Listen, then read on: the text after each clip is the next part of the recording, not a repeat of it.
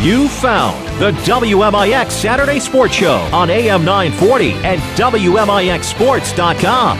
Cared for by Crossroads Community Hospital. The Saturday Sports Show has been recognized by the Illinois Broadcasters Association as one of the top radio programs in the state. That means the very best mix of local sports content is right here. From the Powerhouse on Broadway, the Saturday Sports Show starts now.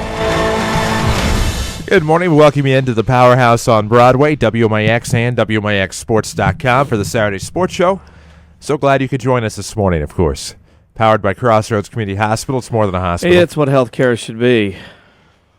Hard to believe, but basketball season already here. We began the previews a week ago. We continue the previews into this week, where we'll talk with a new slate of head coaches. We'll talk with the Mountford and Rams' Scott Gamber. We'll talk with Mountford and Lady Rams' Jeff Lonan, all in the 8 o'clock hour. Also to come, Brad Beatty. He is the head coach of Weber Township. We'll talk about his team as they head into the Christopher Turkey Tournament, as will Brian Gamber's Waltonville Spartans. We'll talk with him. And Russ Gerlach of Wayne City. We'll talk with all of them as that trio heads to the Christopher Turkey Tournament this coming week. We'll also talk with Clint Weinmiller. He is the head coach of the Hamilton County Lady Foxes. He'll get his season started this week with the Hamilton County Invitational. And we'll talk with Wayne Hari. Wayne, blessed enough to host his own tournament over there as well at Nashville. We'll talk with him, the defending 2A state champions. Get his thoughts on the 2013-14 season, as well as get his thoughts on the WMIX Sports social media question of the week as we get that posted on the social media here over the next few minutes. But it's already been a busy week of basketball for us. We had 3 games for you, of course, on the WMIX Sports Basketball Showcase. Tuesday night, the Woodlawn Lady Cardinals got to start to their season, of course, as we went to DuQuoin to follow them against Murfreesboro. Then on Thursday, we headed over to Weber Township at the Pit, where the Wayne City Lady Indians tangled with the Lady Trojans. And then on Friday night, that was last night for those of you keeping score, it was SVW and Sparta at the Sparta Invitational. And it was quite the week of basketball, but our schedule only to get busier. You can find it online at WMIXsports.com. But it's hard to believe basketball is here. We're talking with everybody about it. We're previewing the season, and we're kind of at the eye of the storm right now in terms of our basketball coverage, where things will really start to pick up next week. Things are going to go quick. Football still today, semifinal action today. Then, of course, next weekend is the state championships in DeKalb, Illinois. And then, of course, the girls' season's tipped off this week. Girls' teams will kick off next week as well. And then you look at boys' teams will kick off, of course, next week officially with Thanksgiving week. And then, of course, on week 2, the week after Thanksgiving, there'll be a few more teams kicking around, like at the Oakville Tournament, Trico, amongst others. So a very busy couple weeks, and then before you know it, the Conrad Allen Holiday Tournament will be here, the holiday tournaments, and it goes quick. Once we start ramping up like this, it seems like after the Rome tournament, things go very quickly. Oh, it does, and we put a wrap on football last week, but of course, still some football to be played as the IHSA state semifinals are this weekend, and of course I know that a lot of focus going on to the Sacred Heart Griffin and Washington game, of course, after the tornadoes the tornado, I should say, that ravaged Washington last weekend, as it did, of course, in New Minden, Brookport, and all across the state. And our prayers, obviously, with everybody who has been affected by a storm last week and any time. But quite a few, 16 great games should happen today, of course, on the IHSA calendar. We'll try to touch on that later on in the program here on the Saturday Sports Show. But you can find a scoreboard from every local sport on WMIXsports.com. Of course, last night there were quite a few interesting games. Some tournaments already had their championship games last night. Of course, we're talking about Columbia. The DeGoin Tip-Off Classic went strong last night. Of course, we have the Marion tournament scores for you, the Pana tournament scores for you, the Salem tournament scores for you as well. There's quite a few scores from last night on the WMIXsports.com scoreboard. Of course, at Alton, it was Belleville West over Springfield Lanphier, 64-28. Mater Dei over Jersey, 43-21. In the championship game at Columbia, it was Greenville over the host Columbia team, 54-22. In the third place game, it was Waterloo over Triad, 42-30. At DuQuoin last night, the Woodlawn Lady Cardinals get their first win of the season, 40-31 winners over Alvarado. Murfreesboro over DuQuoin, 53-25. And Johnston City over Steelville, 59-22. At the Marion tournament, Carterville clinched the championship, rolling undefeated, 4-0 now, 56-35 winners over the host Marion Lady Wildcats. It was Benton 51, Heron 35, and at Pana last night, Breese Central a big win over Mattoon 48-29. Granite City beat St. Louis Christian 47-26. At Salem last night, T-Town rolled over Centralia 56-16. It was Salem 50, Carlisle 39. At Sparta, of course, Redbud beat Trico 55-35. You heard it on WMIX FM last night as SVW rolled over Sparta 53-26. And then at Taylorville last night, it was Auburn over Lincoln 38-31, Taylorville over Eisenhower 55-35, and Jacksonville over Hillsborough 52-47. Those are just some quick scores from last night. You can find them all as well as scores from throughout the week at WMIXsports.com anytime you want it. They are right there. Of course, we need to catch up with Mount Vernon Rams head basketball coach Scott Gamber. We'll preview the season, of course, as the Rams start with the Marion Wildcats. 6:45 your pregame on Monday night as they will have a South 7 foe right out of the gate. It's at the Pyramid Plus Tournament in Heron. You can find that game on 94.1 with video streaming at WMIXsports.com. We'll take a break, come back. It'll be Scott Gamber and the Mount Vernon Rams right after the break. Powered by Crossroads Community Hospital. It's more than a hospital. It's what healthcare should be. Back after these. The health of your kidneys has a big impact on your overall health, affecting everything from your blood pressure to your bones. And if you ever have a kidney problem, Dr. Kangura is here to help. Dr. Kangura trained at the Mayo Clinic and specializes in conditions ranging from kidney stones and uncontrolled high blood pressure to chronic kidney disease. Dr. Kangura sees patients at Crossroads Specialty Clinic. For an appointment, call 618-241-9071. America is a nation on wheels. Everyone has at least one automobile. We use them for shopping, work, everything we do. But they can be a threat. Some accidents can't be prevented. Your professional Pekin Insurance Agency, Page Insurance on Crown View in Mount Vernon, can help protect you from a large financial loss when an accident happens. Call Page Insurance today at 242-7000 about low-cost auto insurance from Pekin Insurance. Ask them about the many money-saving discounts that are available. Depend on your hometown professionals. Pekin Insurance. Here's Jeff Schmidt for Schmidt Chevrolet of Mount Vernon. Consumer Reports ranked the 2014 Chevy Silverado #1 over the Dodge, over the Ford, over the Toyota. So we're really proud of our new truck. You also get a free maintenance plan. You don't have to pay for your oil changes anymore. It's really a remarkable deal. Right now we're offering up to $2,500 in rebates on the 2014 Chevy Silverado, so it's more affordable than ever. And like I said, they're selling good. Schmidt Chevrolet of Mount Vernon, 3423 Broadway in Mount Vernon.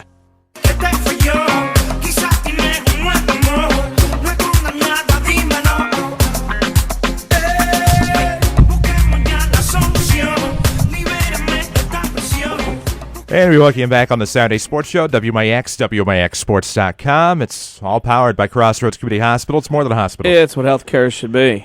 Glad to have you with us. Glad to have Mount Vernon Rams head basketball coach Scott Gamber with us for the first of many this season. Of course, this season gets started on Monday night. Scott, good morning. Morning. How are you guys doing? You know, doing pretty good. I have to imagine that after last night, of course, with it being Meet the Team, you have to be pretty excited for what's to come on Monday night. But, of course, before we talk about Monday night, let's talk a little bit about numbers. Of course, your season officially got started on Veterans Day on the 11th with practices and tryouts. How many do you have? How many did you have come out?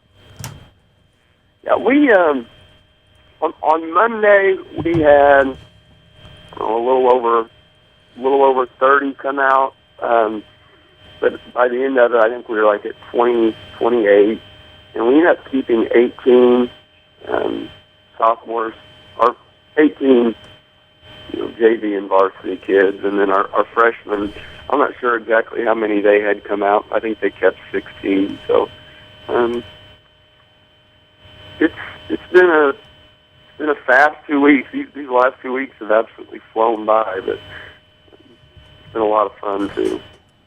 Some experience returning for your team. The likes of Flota, Feezer, among others, have walked down the aisle and graduated. Was it a little different this year with your team? Maybe a little younger this time without that much experience with your team to start the practice season? Yeah, it's kind of a little bit of a mix. I mean, we have the two guys that started at times last year coming back, Braden Fitzgerald and Jake Pike. Jake started every game last year, and Braden started every game from, I think, the Marion game on.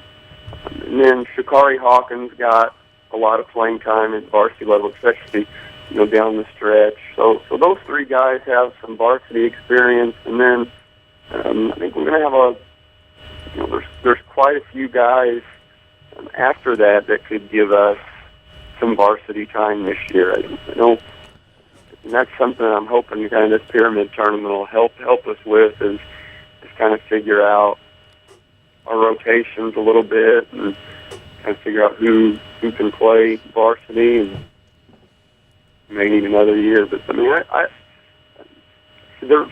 there's a chance we could be as deep as 9 this year at times, and we'll just kind of see how it goes.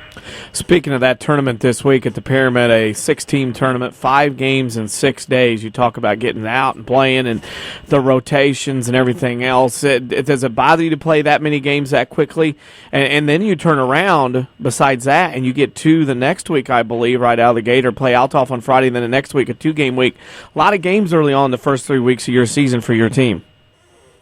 There is. It's definitely going to be a case where we're going to find a whole lot about ourselves right away. So I kind of like the fact that you have the 5 games this first week. It's a good chance to evaluate your team. The only negative with that is if you find something that's a pretty big problem, there's just zero time to work on it. In that first week. I mean, you can try to do it before school, right after school. Our schedule's pretty good as far as the times that we play. This first week, we only play the early game once, and we never play the late game. So our schedule is good, and there is some practice time in there, but it's going to be a whirlwind this first week, and having a lot of unknowns at the varsity level, that does worry me. I think early in these Thanksgiving tournaments, the teams that are really experienced have a little bit of an advantage. But I don't know. In the pyramid this year, I think a lot of us are teams that have some unknowns. And Marion's had a couple, the 2 move-ins. And then some kids, the younger kids coming up. Collinsville had a big turnover of kids, so they're going to be playing some younger kids. I know Solon graduated a couple kids. Heron graduated several. Salem probably comes in with the most experience in what they bring back. So I really like the tournament because it's a good mix of teams, and I'm excited for Monday to get here just to kind of see where we're at. I know the kids are excited about, playing somebody different. And last night we took away some positives, but we took away some negatives, and we've got to really work on some things these next 2 practices before Monday. Well, and of course, as we get to Monday, or I should say before we get to Monday, I know you mentioned experience, things of that nature. I know you lost some to graduation, obviously some key cogs, but you returned some talent as well. Let's talk about some of the names that we're going to be reading about, hearing about, and seeing over the course of this 2013-2014 season. Yeah, the 3 guys that have the varsity experience, Braden Fitzgerald, really, really expecting a nice year out of him. He's going to have to. For us to have a good year, Braden's going to have a good year. And Jake Pike, you can kind of say the same thing about all 3. All 3 of these guys are going to have big years if we're going to be able to be competitive. And Jake's a kid that's a strong kid. He shoots the ball well.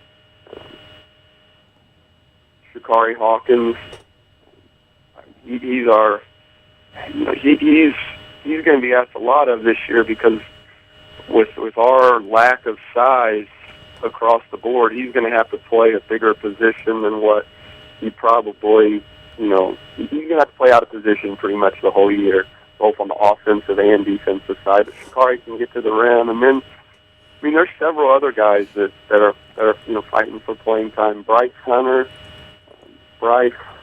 kid that shoots the ball pretty well and is a threat from the perimeter. Doug Gardner, Doug's another kid that we're going to ask to play a lot bigger of a position. Doug's not 6 foot, but he's a strong kid, and I'm hoping Doug can guard some other teams' big kids and can play a bigger spot for us. Dylan Reeves is a kid that's going to be asked to guard some big kids. Luke Wilson's going to be asked to do that a lot. Luke's is one of our tallest kids. He's not a post kid, but he's going to have to guard some at times.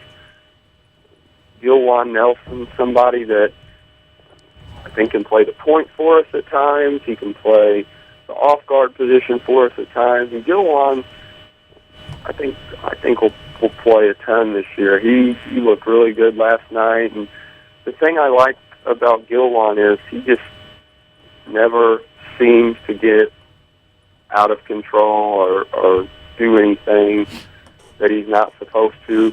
Blake Jones is a sophomore that I think could play varsity minutes this year. He's another kid that I thought last night played really, really well. And I think as the year goes on, I see his role getting bigger and bigger. And he's another kid that he can play the point for us, or he could play the 2 or the 3 for us. And he's unfortunately had a rough start to the season. He had a concussion the first week of practice, and then he came back, and I think the second practice after his concussion, he dislocated his finger. But I mean, he's a tough kid, and he's bounced back, but he's had to miss a few times.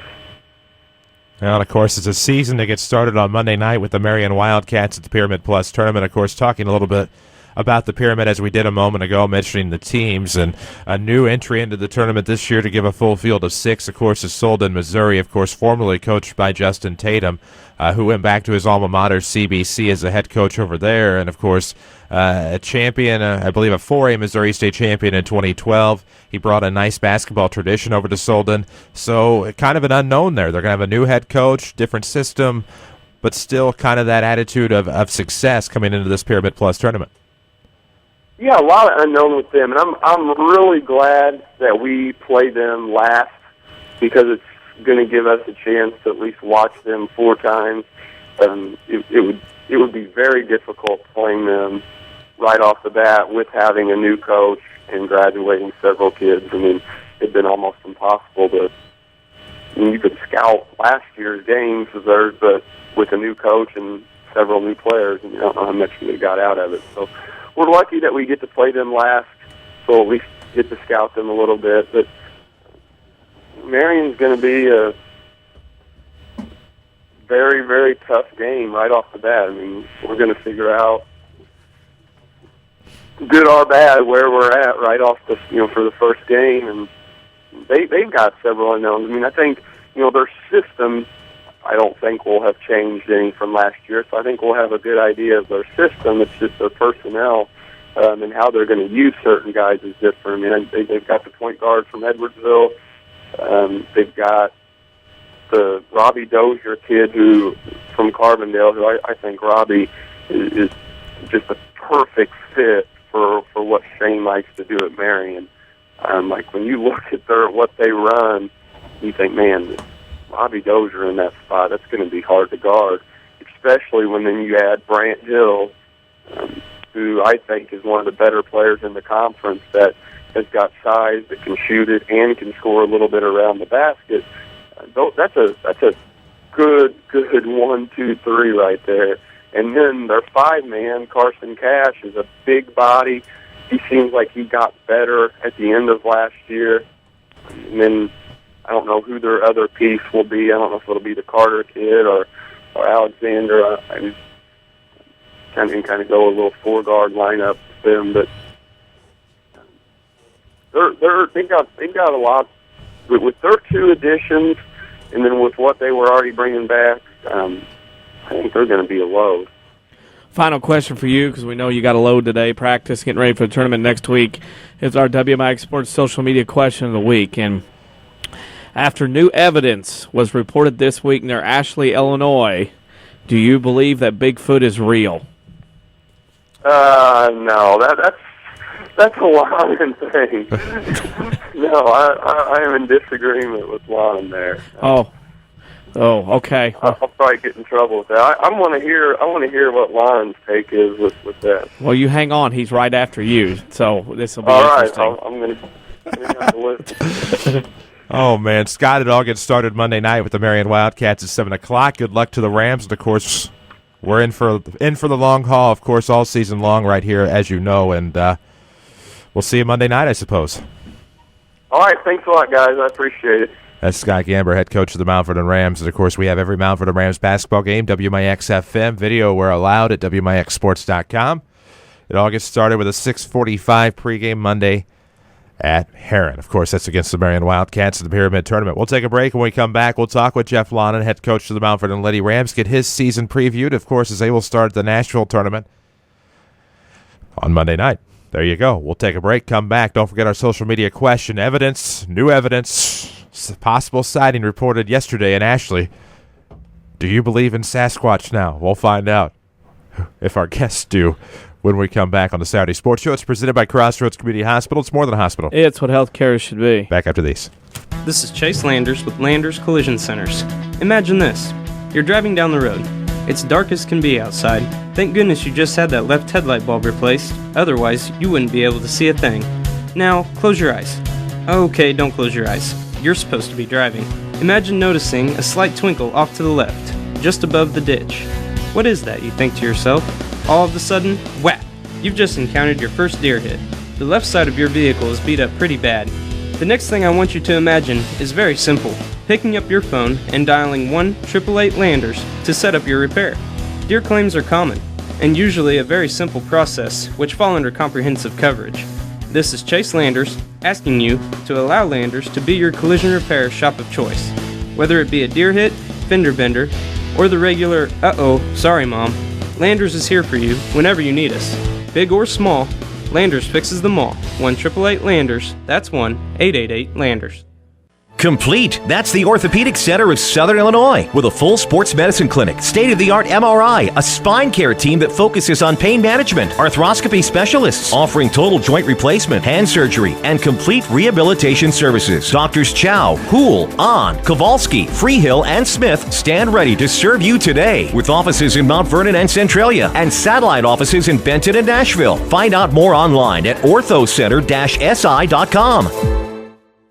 Hi, this is Joe David Cummins, President of Community First Bank. Now is a great time to move your account to Community First Bank. With our new One account offering the highest interest rate in the market, free checking, and CD specials delivered by people you know and trust, why would you not bank with the market leader in Jefferson County? We offer 5 locations with 7 ATMs and have been serving the Jefferson County market since 1906. Stop in and see why our bank is the fastest growing bank in Jefferson County. Community First Bank. Welcome back to Personal Banking. Member FDIC.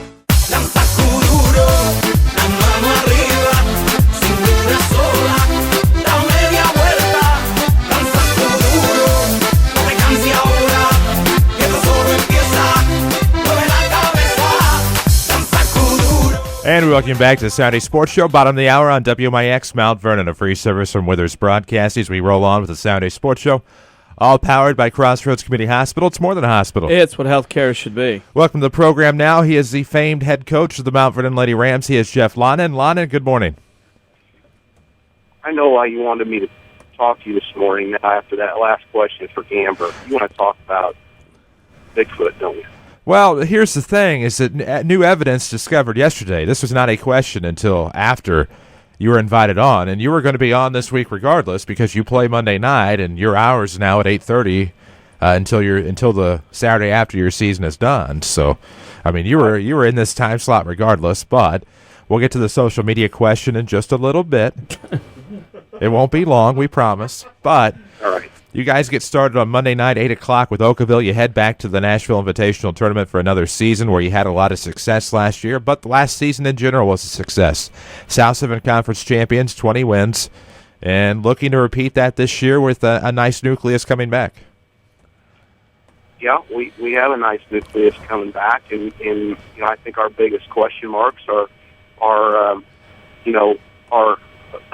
new starters and our bench. But you know, I'm really confident, you know, especially in Micaiah Rush, who we've inserted in there in the place of, at the 3 spot, in the place of Aaliyah Palmer, and then Isha Sanders, who really takes over Kelby's spot, Liaba.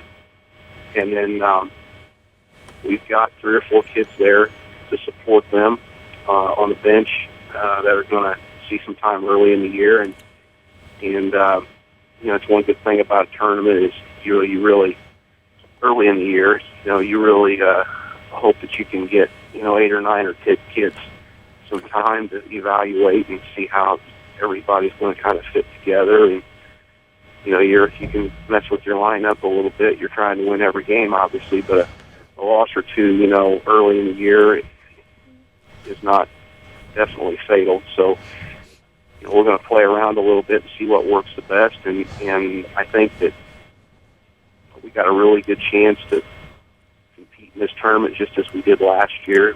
We ended up playing for the championship this tournament last year and then got beat by Nashville for the title game.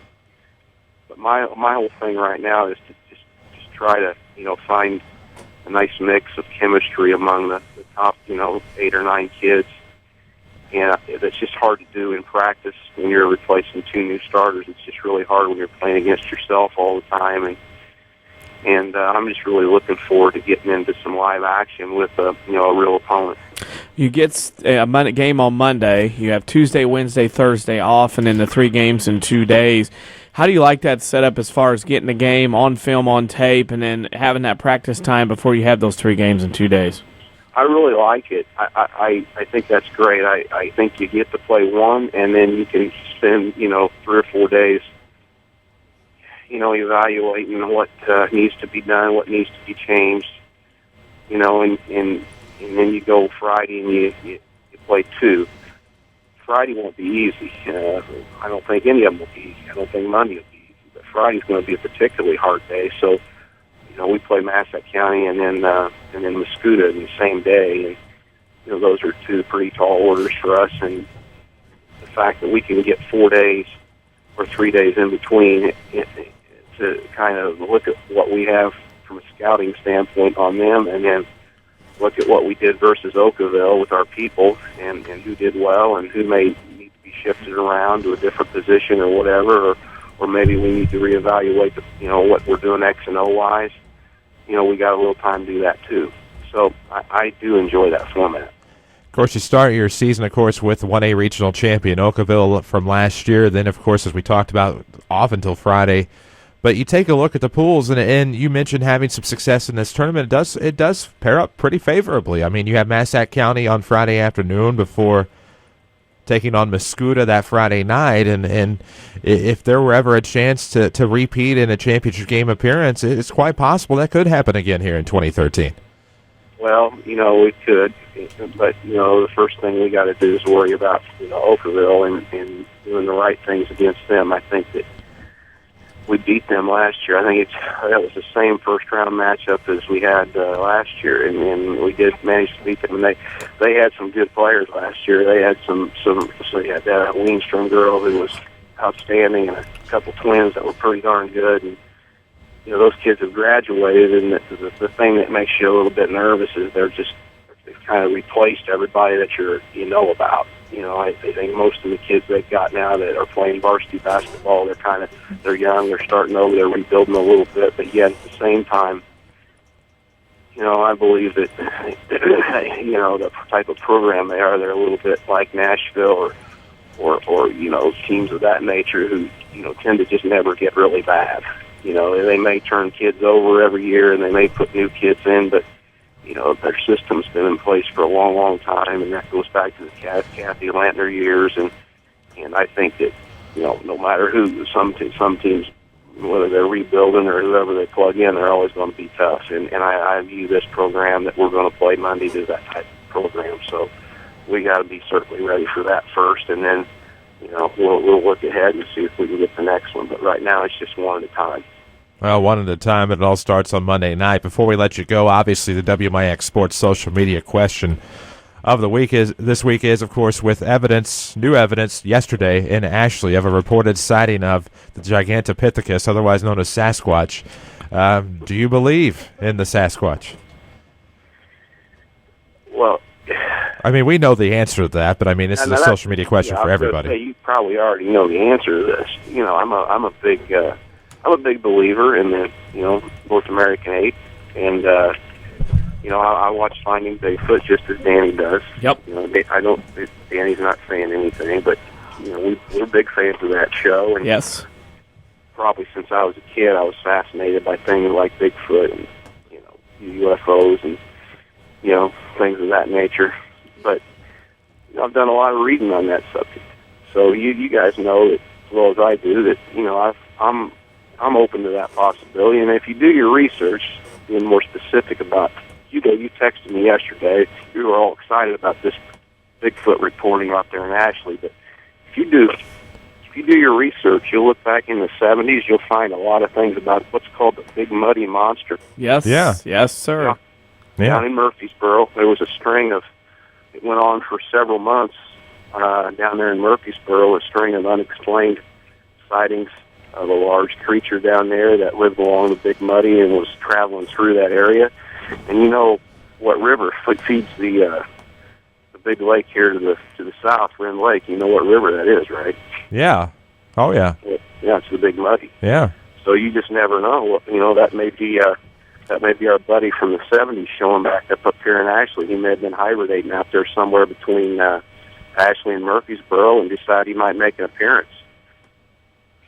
Stranger things have happened, guys. You never know. I'm telling you, I never know, and I'm telling you, I like the one at there was a sighting at Wren Lake a couple times in the 90s. People on the shore look across and see them. So, I mean, they are out there. I believe not long ago, maybe a year ago or so, somebody at a football game told me that Dan Ming's brother saw one out in Wren Lake. Can you believe that? From him, yes. Yes. Yes. Who knows? Who knows? I think those stories are fascinating. I think they're interesting, and I think if nothing else, if Bigfoot doesn't exist, I think it's fun to think they do, and I think that's part of the fun of it. I think if you don't at least have a little bit of that in you, and kind of hope something like that exists, because it sure makes life a lot more interesting sometimes whenever things like that come along. Do I really think there was a Bigfoot in Ashley? No, probably not. But it's kind of fun to think there was, right? Well, variety is indeed the spice of life, and of course we'll have a variety of Lady Rams games on the radio this season, Jeff. We wish you the best of luck on Monday. Of course, we will personally get to see you on Friday afternoon at Nashville, but your games from the Nashville tournament will all be on the radio, so we wish the Lady Rams the best of luck. And I appreciate you guys calling this morning, and we invite everybody out to watch us play at Nashville, and it'll be at 8 o'clock on Monday night versus Oakville. There you go. Lon, and good luck. We'll talk to you again soon. All right, guys. Thanks a lot. That's Jeff Lon, head coach of the Mount Vernon Lady Rams. You can participate in the discussion on our Facebook wall that's Twitter, facebook.com/WMIX Sports. Do you believe in Sasquatch, Bigfoot, the Gigantopithecus, the North American skunk ape? Yes. Other nomenclature. Yes. Well, yours is yes. Yes. I'm on the fence. I think they're out there. Wayne Hari allegedly spotted one just outside our studios after the state championship, at least according to a Post-it note on my desk. Right. Came in for an interview the following Sunday morning. So we'll see what happens. We'll talk with him later on in the program. Need to get to Brad Beatty, of course, of the Weber Trojans. We'll talk with him after the break. Here on the Saturday Sports Show, powered by Crossroads Community Hospital. It's more than a hospital. It's what healthcare should be. Back after these. A digestive problem can affect every area of your life. But now there's a specialist right here in town who focuses on digestive health. Mayo Clinic trained Dr. Tegpaul Atwal has opened the only gastroenterology clinic in Mount Vernon. Dr. Atwal treats acid reflux, gallbladder problems, inflammatory bowel disease, ulcers, and more. For your appointment with Dr. Atwal at Crossroads Specialty Clinic, call 618-241-9071. I couldn't resist. Last month's Ram Truck Month was so successful, I have decided to extend the only true truck month. Hi, Roy Schmidt, Ram dealer at King City Chrysler, Mount Vernon. You remember me telling you that the deals couldn't get any better, and it can't. That's why I'm glad to extend the opportunity for 0% financing for 72 months, plus $2,000 cash back on new 2013 Ram Quad Cabs and Crew Cabs with the Bighorn, Express, or Outdoorsman packages. 2014s are arriving daily, and we are ready to deal to help close out the 2013 model year. Take advantage of these amazing incentives. Come see one of our sales associates at King City Chrysler Center at 1603 Broadway in Mount Vernon, Illinois, or shop us online at kingcitychrysler.com. Find us on Facebook, and don't forget our new Express Lane fast oil changes and more for service without an appointment.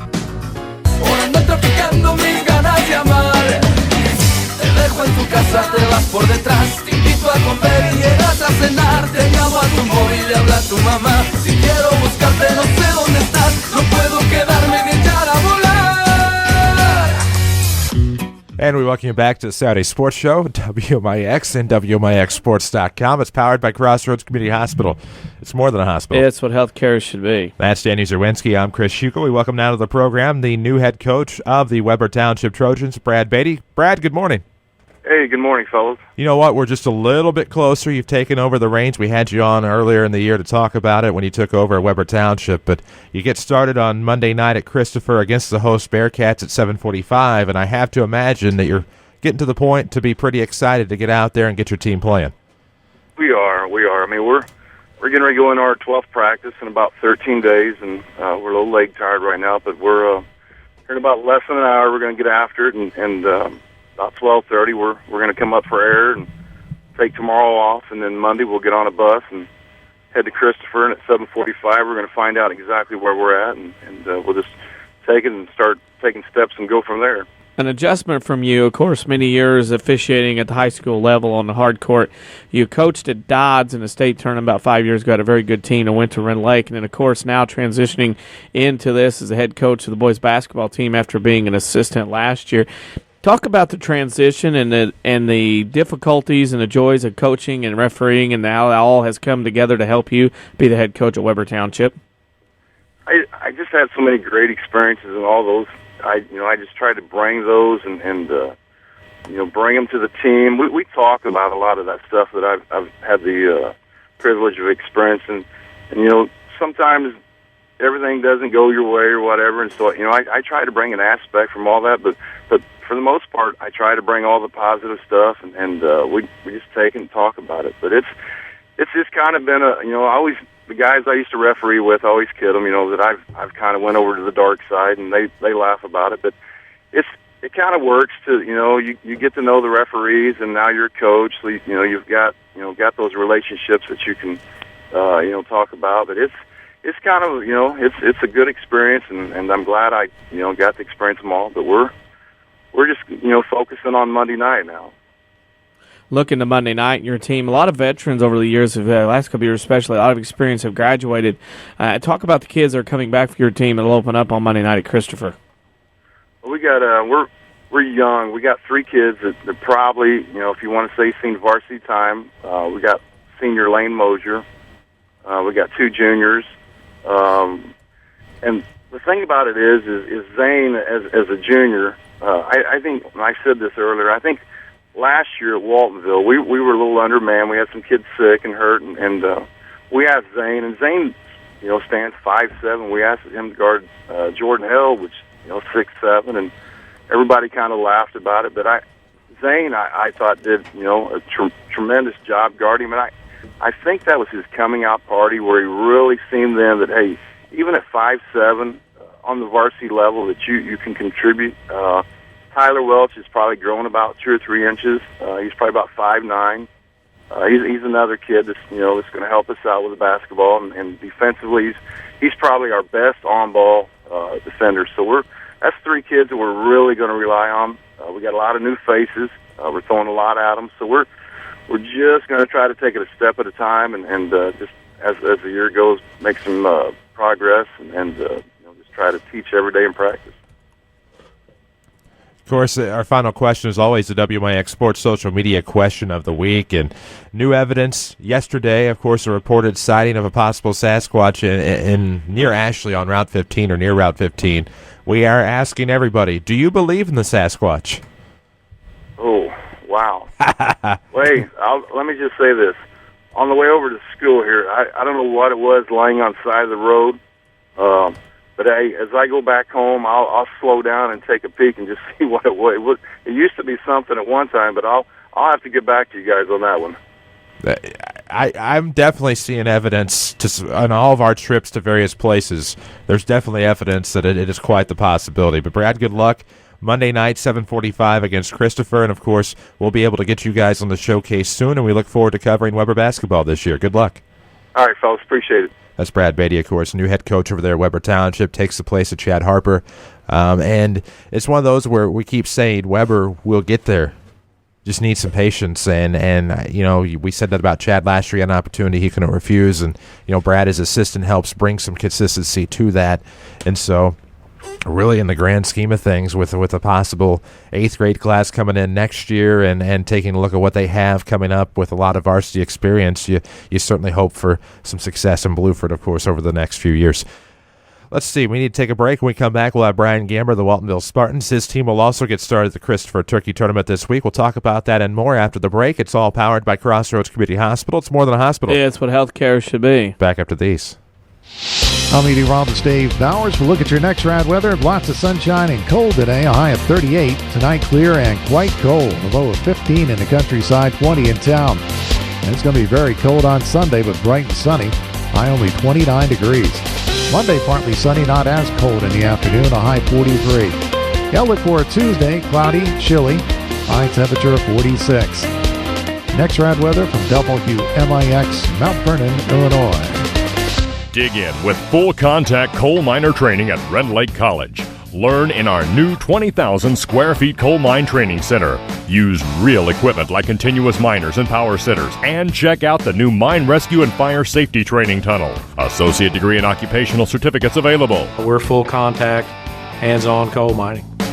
Real equipment, real live, all the time.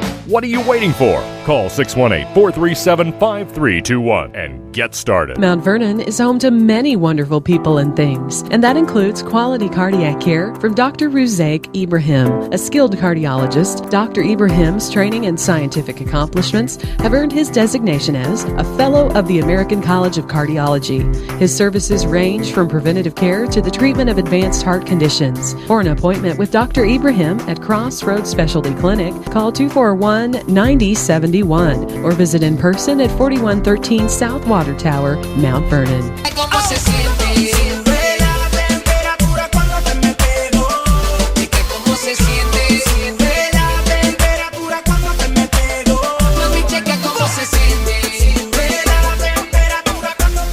We welcome you back on the Saturday Sports Show, WMIX, WMIXSports.com. It's all powered by Crossroads Community Hospital. It's more than a hospital. Yeah, it's what healthcare should be. You betcha. Should be a good season for the Waltonville Spartans. Of course, joining us now is the head coach, Brian Gamber. Coach Gamber, good morning. Hey, good morning, guys. How are you? You know what? Pretty good. I imagine you're doing amazingly. Of course, you had a successful meet the team last night, according to the Twitterverse, and you go into the regular, or I should say the basketball season with the Christopher Turkey Tournament on Tuesday, and you have the ZR Tornadoes to start things off, and have to imagine after some success in the tournament last year, you're pretty amped up. Yeah, we are. We're excited. Last night was a good night to get out and to have our kids, play in front of a crowd, and as coaches, meet the team. You want them to have some fun and compete and play hard. Most importantly, come out of it healthy with us playing on Tuesday, and we were able to do that. So, Tuesday's ZR, that's going to be a really tough matchup for us. They were really good last year. They won a lot of games, and they returned basically everybody except for one kid. But like you said, the Christmas tournament, it's such a good tournament. It's such a fun tournament, and we were able to play well at Christopher last year. We played well 3 games and won it last year, and then we turned around and went to Christopher in the regular season and beat them. So we were 4-0 on that court last year. So I told our kids that should give us some confidence, and I think they're ready to go. They're ready to play against some guys other than ourselves, and we're going to see where we're at pretty early because with that matchup, it's going to be tough, and we're going to play a very good basketball team. So it'll be a good gauge of where we're at and what we need to continue to work on. Speaking of that, last year, of course, the names are synonymous. In the last couple of years, Widges, Hale, Rogers all graduated. Some starters returned for your team. Talk about the kids that are going to have to step up this year to help out your team in 2013, 2014. Yeah, we did lose a lot, and I think as far as kids stepping up, I think it's gonna have to be a more collective effort this year. Jordan and Trey last year, 2 1,000-point scorers. That's a pretty good accomplishment. And those guys are able to do a lot for us besides just scoring. Just leadership roles and kind of leading us with their play. We got 3 seniors this year, and all 3 of them got to play several minutes last year at the varsity level. And we've talked to them a lot about, you have to step up your game. Now you're going to be the focus on scouting reports. Now you're going to be the guys that have to go out there, and make shots and score, whereas last year they were more of role players and kind of fed off those 3. So we've talked about that. We have a lot of young kids. We have a lot of sophomores that are going to have to step in and play huge varsity minutes. We have a freshman that may get thrown in there. We've talked to our seniors about, obviously, the scoring and the rebounding and all of those things during the game. They're going to have to step up. But more importantly to me, their leadership roles are going to have to increase as far as being positive. And with the young kids, they're going to make mistakes. They're not always going to be in the right spot. Our seniors, you just can't get down on them. You can't get frustrated with them. You got to stay positive, keep them up, build them up, tell them it's going to be okay. And as the year goes on, I think our younger kids will get better and more comfortable with the things we're trying to do. But the 3 seniors we have this year are great kids, and they've done a very good job with that from the preseason and even summer all the way through now, to where I think our younger kids feel good about playing with them and have some confidence. So they're going to have to continue that as the year goes on. I think they will, just because of the type of kids that they are. And they've done a really good job of setting the tempo in practice and working hard, and our younger kids have just fallen in line with that. An adjustment after the Christopher Turkey Tournament, a game moved from the 7th of December to the 6th. You'll play Christopher at the Sluky Shootout, the SIU Arena. What a great experience for your kids to be able to play down there.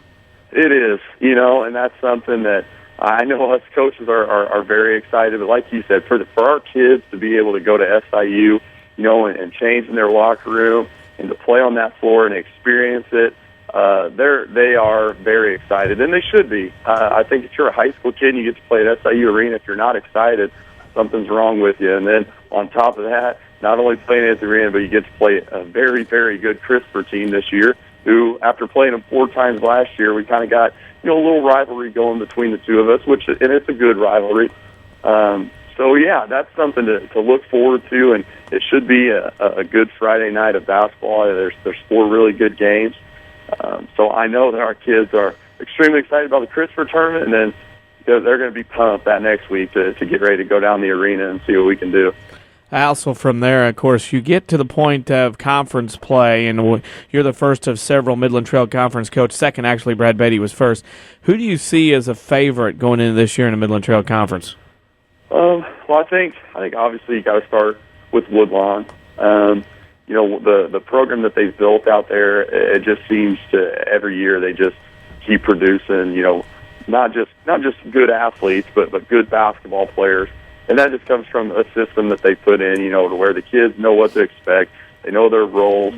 They come in there and pick up things quick. I know Shane does a great job with them. And again, they on top of that, they have a lot of talent, a lot of skill, a lot of athleticism. So I definitely think they're going to be at the top. And then after that, I think a lot of teams have improved and gotten better. I think Odin returns everybody from last year, and they had a lot of success. I think they're excited, looking to be one of the better teams. I think Wayne City, they got a couple of kids coming back, and I know that they have a good freshman class. But, I think they'll be improved, and Coach Gerlach does such a great job with them that they'll be ready to roll. And, you go right down the line. I think there's several teams that will have improved. And I think that Woodlawn obviously is at the top and probably has separated themselves from the rest of the conference. But after them, I think that you should have some very competitive games and some battles. Our final question for you this week, and you'll get used to this as you've been on before, is our WMIX Sports social media question of the week. And this week's question is, due to new evidence being reported of a sighting in Ashley, Illinois yesterday, do you believe that Bigfoot is real? Well, growing up, I honestly thought Bigfoot was my brother. So I thought that he was roaming around in the woods, but I don't know. I'm going to have to pass on that. I don't think I believe in that anymore. So. Oh, wow. Man. There'll be some beat downs in the Gamber household this week at Thanksgiving, I think, on that one. I was going to say, I wanted to get that started, so I'm ready. Oh, man. Brian, Tuesday night, 7:45, the CR Tornadoes. Good luck to the Spartans, and we look forward to having you on the showcase soon, and look forward to covering the Spartans throughout the season. All right, thanks, guys. Thanks for having me. Always a pleasure. That is Brian. Oh, my gosh, it's the last Saturday before Thanksgiving. It is. Could be wishing everybody happy Thanksgiving as a closeout. Whoops. Well, we learned now, and we know that heading into the second hour here on the Saturday Sports Show. It's presented by Crossroads Community Hospital. It's more than a hospital. Yeah, it's what healthcare should be. We'll come back. We'll give you our answers to the WMIX Sports social media question. Russ Gerlach, Clint Weinmiller, Wayne Hari, the Wayner, still to come here on the Saturday Sports Show. We're back after these. There's a good reason why Second Chance Auto has been in business for 33 years. They believe in doing business the right way, with honest deals. It's the only way they know. And thanks to Second Chance Auto, you don't have to head out of town to get financing. They offer bank rate financing to everyone. Yes, everyone. You'll find a great selection of quality vehicles with 3-month or 3,000-mile warranties. Come see why they've been successful for 33 years at Second Chance Auto. Route 142 East in Mount Vernon. Call 244-4582. If you can't pick us up where you live, move. This is WMIX, Mount Vernon, Marion, another Withers Broadcasting Station. What does technology sound like? Is it the clang of heavy machinery, the beeps and chirps of an electronic gadget? At the new Good Samaritan Regional Health Center, technology sounds a little something like this. It's the sound of a young girl excited because her mom's being released the same day as her minimally invasive surgery. Thanks to the Da Vinci surgical robot, our surgeons' hand motions are seamlessly translated into smaller, more precise movements. But surgery isn't the only way Good Samaritan is raising the bar for advanced healthcare in Southern Illinois. That's the sound of a patient's health record being updated and stored electronically for immediate access by nurses, primary care doctors, and specialists alike. That's why soon, the new Good Samaritan Regional Health Center will use all electronic patient health records. Less paper translates to faster, better care for you. And that sounds a little something like this. The new Good Samaritan Regional Health Center. Raising a hospital, raising the bar. Hi, this is Joe David Cummins, President of Community First Bank. By now you have heard about our new One Checking product. The new One Account is a high interest earning, free checking account designed for everyone. Unlike other banks that pay interest on higher balance, this account pays interest on all balances. From high schoolers to Warren Buffett, One will work for you. You can talk to one of us at 244-3000 and learn about the details. One, exclusively at Community First Bank. You will be one happy customer. Member FDIC.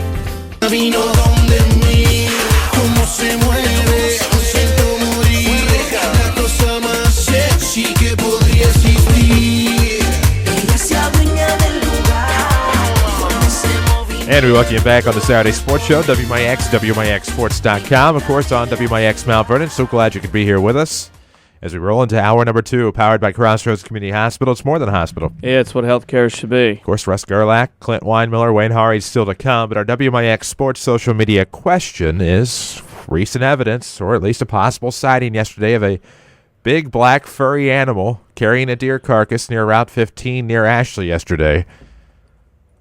Do you believe in Bigfoot / Sasquatch / Gigantopithecus / the Great North American Skunk Ape? Or / as some would say, mythical being. It all depends on if you believe or not. I do believe, myself, that it is in the realm of possibility for this creature to be inhabiting the earth. Do I necessarily believe in Bigfoot? I would not say that. I do believe it is a possibility. I don't know that Bigfoot, as we believe we know him, possibly is there. But I believe I believe that he is there. Possibly, we've just never really seen or know for sure what he exactly looks like. What do you mean you don't know what he looks like? I don't. There's video. Well, like, when you say like the video, like the grainy video whose face we cannot see, it's the face I don't believe we know.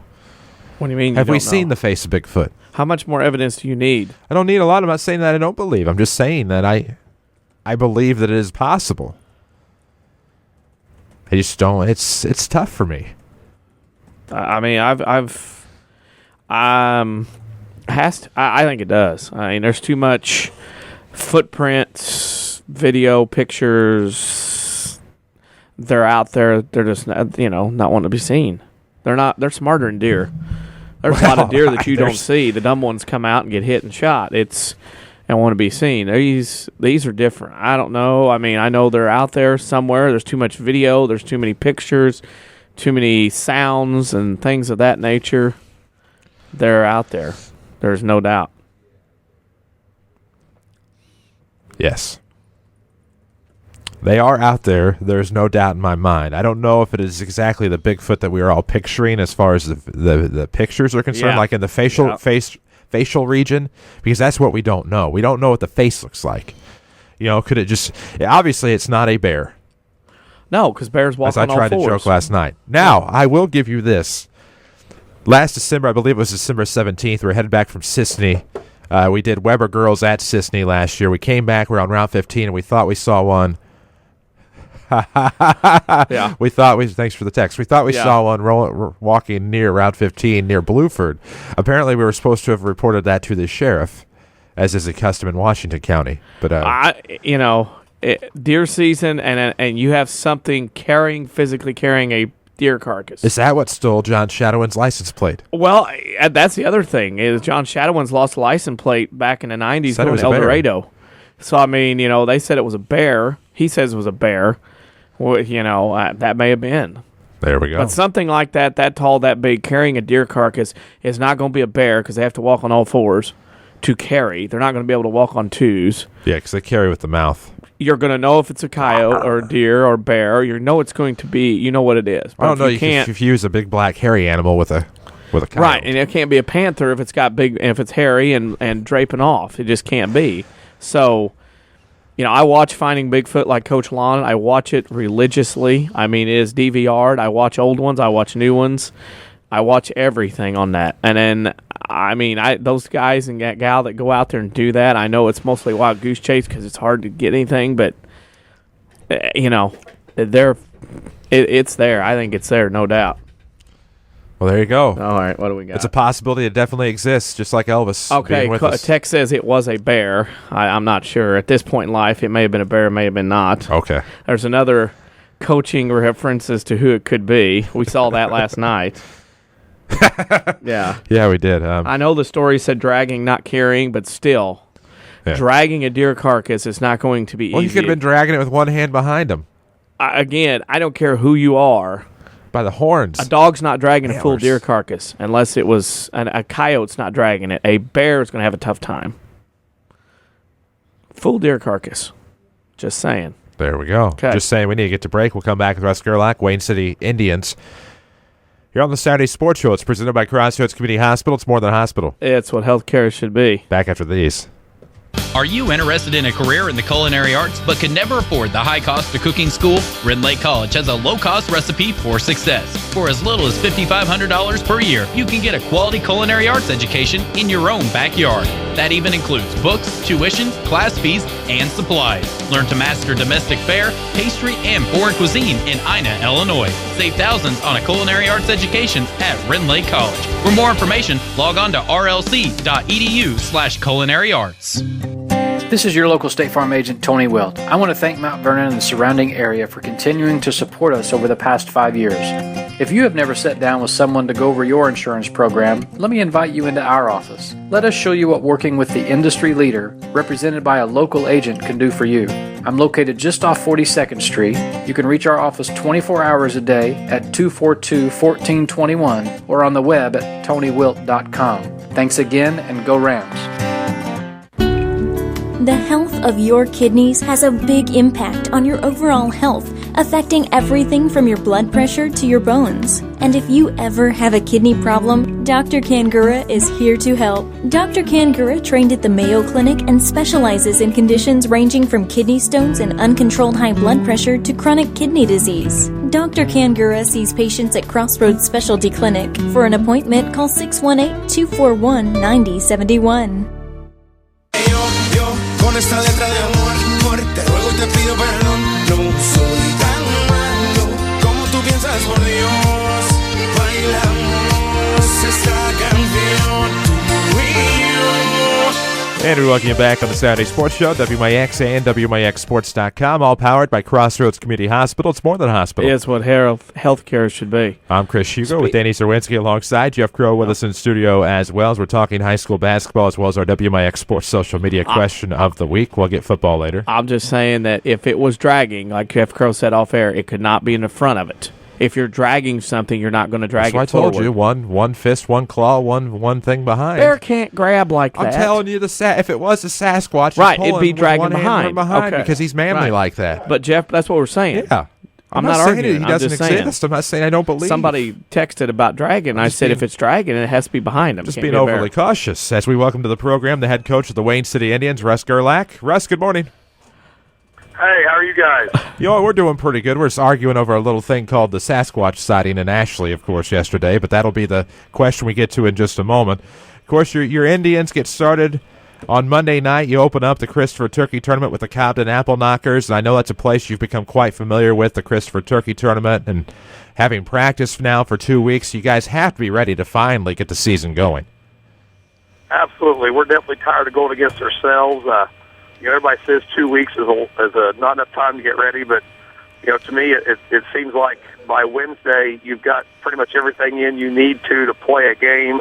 You kind of need to know where you stand, and I think that's kind of where our boys are. We're chomping at the bit, ready to get going. A lot of good talent starting to come through Wayne City right now, the high school basketball program. Talk about some of the kids.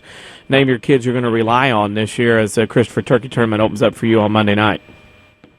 Well, we returned our MVP from last year, Billy Irwin. He was the only junior to make all conference last year, so that's a definite plus for us to have him back. Two other seniors, Brendan Hale and Jimmy Mayberry.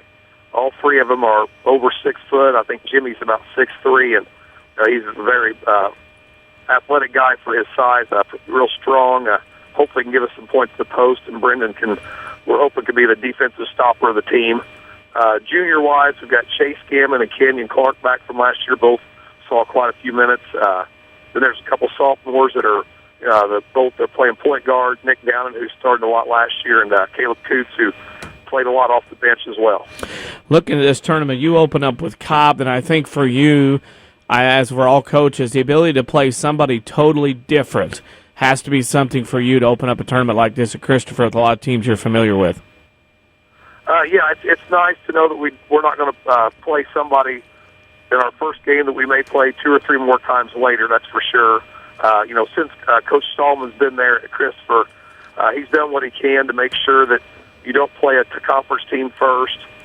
You also don't play the same team you may have played the year before in your first round as well. So it is nice to know that this is probably going to be our only meeting with Cobden. We don't have to worry about playing Waltonville 4 more times after this or something like that. You're right. Speaking of your schedule, after the Christopher Tournament, looking down at you got Christ Rock Lutheran at home on December 3rd.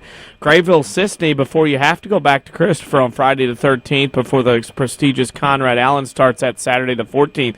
This is a very opening, tough schedule for you to see where your team's at in the first third of your season. Absolutely.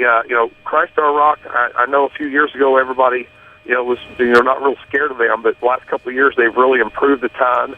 Last year they gave us a butt whooping up there at their place, and we did see them this summer, but who knows if they had all their guys and that kind of thing. So they're definitely a team on the rise. Grayville has some people back. Sisney, they've lost everybody for the most part, but they've still got a lot of good players. And Christopher is unofficially seeded number 1 at their own tournament. So if that may be hopefully that's a rematch with them, but they're definitely a good team as well. And as you said, we jump right into our tournament and get going from there. Your tournament, of course, your pairings will come out, I believe, the Monday after Thanksgiving. The tournament runs from the 14th to the 21st. What changes, what things we look forward to at the Conrad Allen this year? Well, I really don't think there is any changes at all team-wise. I don't know if we'll have the pairings out quite that quick. We usually try to take at least a couple days after the Thanksgiving tournaments are over and see where everybody stands and send out some feelers to some people who've maybe seen somebody else and see what they think, and then try to go from there. But, team-wise, no changes. The dates, there's no changes. I don't know if that first Saturday, if we're still going to start pretty early in the day. In the past we started at noon and had the last game about 6:30. Also in the past, Patoka has played 2 games that first day to save a trip. So I don't know if some of those things are going to happen again, but overall, other than it being the 60th annual tournament, that's kind of something special. Not a whole lot of changes. Okay, our final question for you is our WMIX social media question of the week, and we've already hinted about it. And this week's question, due to citing evidence or the sighting over in Ashley, Illinois, do you believe that Bigfoot is real? Well, I can't believe that Bigfoot would be real around here. I mean, with all the people that go deer hunting and shed hunting that are in the woods all year long, I would think something would have been seen around here. But I could see it happening somewhere in the Northwest where there's so many more, so much open area that it's really not covered by humans. But I'd say there is not one in Southern Illinois. That's Okay. solid logic. That's probably the yeah. second logical answer we've had today on the subject. Well, I don't know if I should be proud or not. I gave you the first logical answer. I guess I could have made up something goofy if you wanted me to. No, we appreciate logic once in a while. Russ, good luck to the Indians, of course. We'll have you on more this year on the showcase, and I know you guys get started Monday night against Compton. Best of luck to the Indians. Yeah, go Indians and go Kentucky Wildcats. Attaboy. You're a right-thinking kind of guy like I am. Yeah. Happy Thanksgiving to you and your family as well. You too. Thanks, guys. That's Russ Gerlach, head coach of the Wayne City Indians. And, of course, again, Monday at 6:15 against Compton is when they get their start, the Christopher Thanksgiving Tournament. We'll have the Indians on a few more times this year than in recent years, of course, on the WMIX Sports Basketball Showcase. And look forward to seeing the improvement, of course, over the course of the Midland Trail Conference season amongst all of the teams that we feature. We're going to get outside the boys basketball realm for a little bit again as we talk with Clint Weinmiller, head coach of the McLeansboro Lady Foxes, coming up here on the Saturday Sports Show. It'll be after the break. Sports Show, of course, powered by Crossroads Community Hospital. It's more than a hospital. Yeah, it's what healthcare should be. Back after these. I'm meteorologist Dave Bowers. We'll look at your next round weather. Lots of sunshine and cold today. A high of 38. Tonight, clear and quite cold. A low of 15 in the countryside, 20 in town. And it's going to be very cold on Sunday, but bright and sunny. High only 29 degrees. Monday, partly sunny, not as cold in the afternoon. A high 43. Yeah, look for a Tuesday, cloudy, chilly. High temperature of 46. Next round weather from WMIX, Mount Vernon, Illinois. The golden rule: treat others how you would want to be treated. Do you feel that's the kind of service you're getting from your pharmacy? It can be hard to find good customer care nowadays, but at the Medicine Shop Pharmacy in Mount Vernon, that kind of service is our #1 priority. You have options when it comes to your prescription and medical equipment needs. Don't put up with poor service and long waits anymore. It's easy to switch. Call me today and let me show you why the Medicine Shop should be your new pharmacy. As you just heard, pharmacist and pharmacy owner Eric Black is committed to taking care of each and every customer that walks through his pharmacy doors. Stop by anytime and talk to Eric and his pharmacy staff. You'll soon find out why the Medicine Shop is your hometown pharmacy. Support the local community and give them a try. You'll be glad you did. Don't forget to take advantage of their free delivery, custom compounding service, medication planners, and so much more. The Medicine Shop Pharmacy, 2339 Broadway in Mount Vernon. It's back. The award-winning WMIX Sports Basketball Showcase has the very best in high school basketball this winter, and Community First Bank is along for the ride. Hi, this is Terry Prosize, a Vice President from Community First Bank of the Heartland. WMIX and WMIXSports.com will have the best games involving the Woodlawn Cardinals, Weber Trojans, Waltonville Spartans, Cesar-Valera Red Devils, and the Wayne City Indians. Tune in to WMIX and WMIX Sports for the showcase, presented by Community First Bank of the Heartland. Welcome back to Personal Banking. Member FDIC.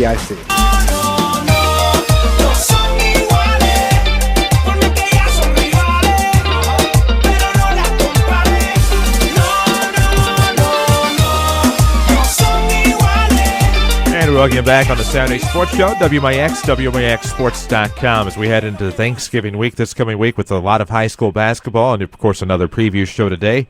Powered by Crossroads Community Hospital. It's more than a hospital. It's what healthcare should be. That's Danny Zerwinski. I'm Chris Hugo. We welcome to the program the head coach of the McLeansboro Lady Foxes, also the athletic director. He is Clint Weinmiller. Coach, good morning. Good morning. Of course, you're one of the few guests we have today that actually gets to start the season at home with their own tournament. You open up on Monday at 8:30 against the Wayne City Lady Indians, and have to imagine, like everybody else, you're probably pretty excited to finally be seeing game action and stop playing yourselves in practice.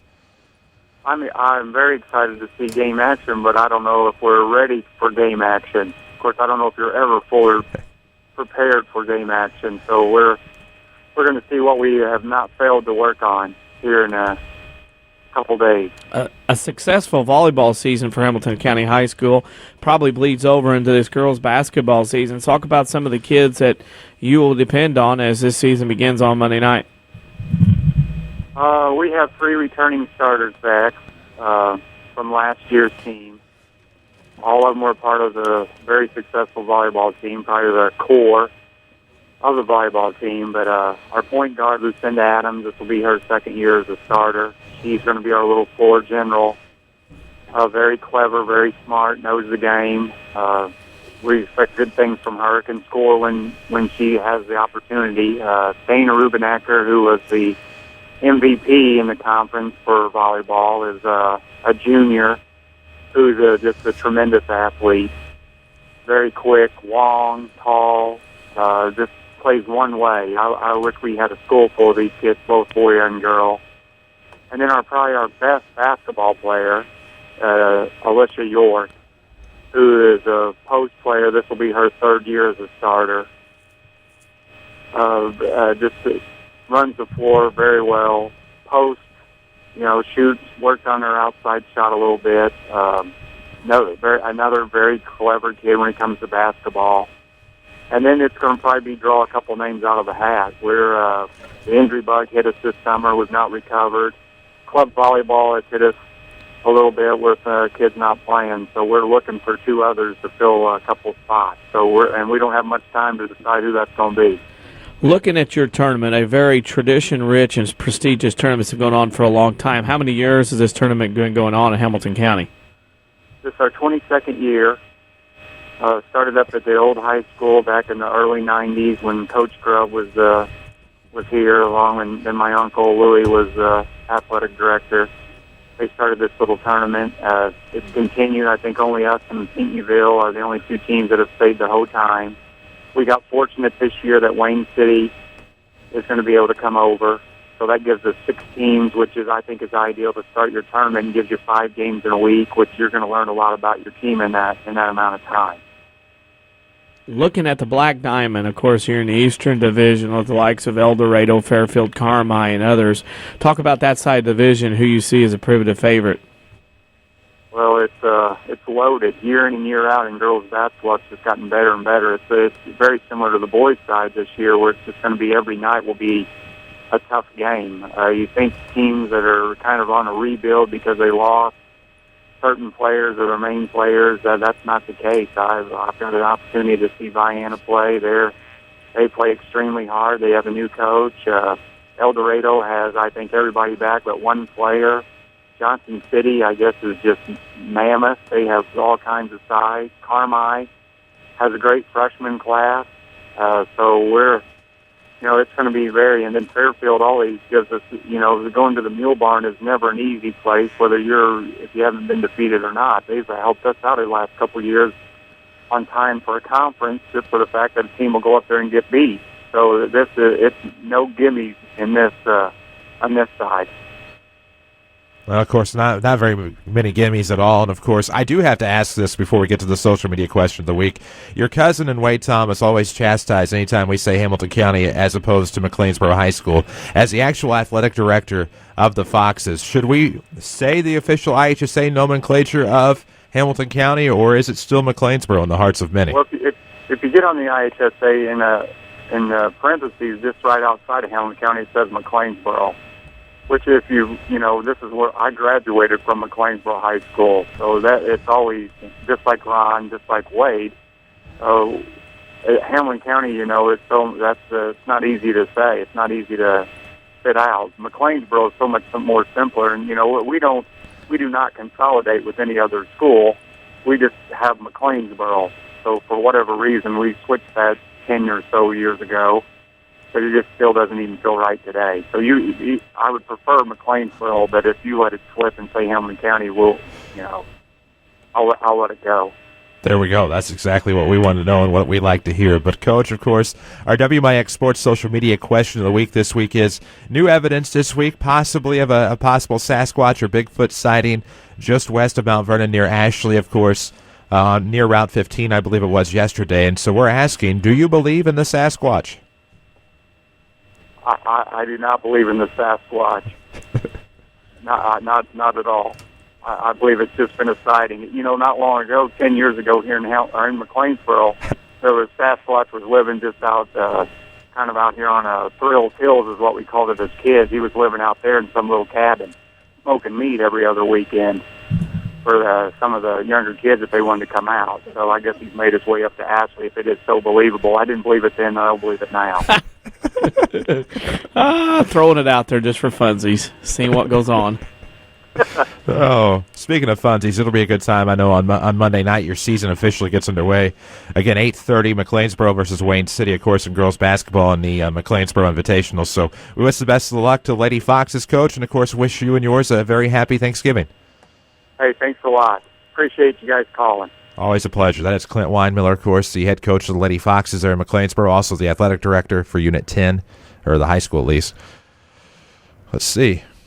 Now, a guy that I'm pretty sure does believe, Wayne Hari, the Nashville Hornets, will join us next. Of course, the defending 2A state champions. We'll talk about that, of course, revisit that feeling, and then maybe even get into what the Hornets would have to do this year to possibly repeat. A lot of work that would require, and of course, I'm sure they're up to it. We'll talk about it next on the Saturday Sports Show, powered by Crossroads Community Hospital. It's more than a hospital. It's what healthcare should be. Back after these. Here's Jeff Schmidt for Schmidt Chevrolet of Mount Vernon. We're moving out to remaining 2013 Chevy cars. The Malibu has been really selling hot right now. It gets great fuel economy, plus some very strong incentives. It makes this car very affordable, great fuel economy. It's selling well, and we're real proud of the Malibu. Schmidt Chevrolet of Mount Vernon, 3423 Broadway in Mount Vernon. There's nothing better than fall. Baseball playoffs, a chill in the air, and the new model year on the lot at Ford Square, Mount Vernon. Hi, Roy Schmidt, Ford dealer at Ford Square. 2014s are here, and 3 of America's favorite vehicles are stronger than ever. Ford Fiestas have unbelievable fuel economy, and right now you can pay only $14,311 plus tax, title, and destination. The 2014 Ford Focus also has great fuel economy. How about just $15,663 plus tax, title, and destination? I'm not done. The Ford Fusion is back and better in 2014, the perfect midsize sedan. If you're a Farm Bureau member and financed through Ford Motor Credit, you can drive a new Fusion home for just $18,814 plus tax, title, and destination. The 2014 model year means new deals on new vehicles. Come see one of our associates at Ford Square, 1501 Broadway in Mount Vernon, Illinois, or find their inventory online at fordsquare.com. The sound of bouncing basketballs has replaced the pigskins flying through the air. Hi, this is Terry Prosize, a Vice President with Community First Bank of the Heartland. Hear all of the twine tickling action on WMIX and watch WMIXsports.com this winter. The Rams begin their season at the Pyramid Plus Tourney in Heron, while the Lady Rams celebrate Thanksgiving at Nashville. WMIX and WMIXsports.com are your home for high school basketball this winter, and every game powered by Community First Bank of the Heartland. Welcome back to Personal Banking. Member FDIC.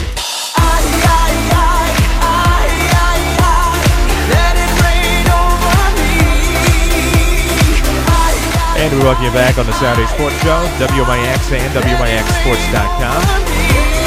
It's powered by Crossroads Community Hospital. It's more than a hospital. It's what healthcare should be. Proud to welcome our next guest to the program. He is the head coach of the defending 2A girls state champions. He is Wayne Hari. Wayner, good morning. Hey, how's it going? It's going very, very well. We're going to talk high school basketball now with a legend, a state champion. And, of course, now you guys have probably a big target on your back, I would assume, this year as the defending 2A state champions. You get underway Tuesday night at 8 o'clock in your own tournament there with Triad. So have to imagine that it feels pretty good to get back at it, but probably some pressure with that state championship. Well, yeah, I guess. It's just another. We're trying to look at it as just another year, and we're going to be quite honest with you. You know, we're probably not as good as we were last year, and we got a long way to go. And we've got a lot of people that we've got to break in and getting used to varsity basketball. So, yeah, I know. The biggest thing here is we just got to try to keep winning and try making sure that we do things right. And right now we've got a long way to go, just because. Yeah, we're bringing 3 people back, but the 3 people that we lost were pretty important to us, and then we got to find 3 or 4 people that can help the other ones out. that have been through the experience. So, it's basketball's a team game, and you got to have 5 people out there doing the same thing. So we've got a long way to go. You speak of that, having a long way to go and breaking people in and getting them ready for varsity experience. Was it very difficult from February when you hoisted the trophy in the air through the off-season workouts till now to get the kids' feet on the ground, per se, to get them back into working mode, not to dwell too much on being happy and in the clouds at state championship? Well, to be quite honest, with you guys, we don't do much in the summertime, so I didn't see them a whole lot. We didn't do anything, so we might have, came in a little bit. So I don't know. I'm sure they were on a high all summer, which is fine. They enjoyed it. But when we got them in here this fall, we had to try to, we just pretty well started over. I mean, it's, I've had this happen before where we've lost a lot of people, and then we've had some success, and then we got to start over, and it's a tough deal, and you're almost wore out when you're trying to coach them because you have to put so much energy into coaching them and have patience, and then push them, and there's always a fine line because you don't want to break their confidence, but yet they got to understand how hard it is to play at the varsity level.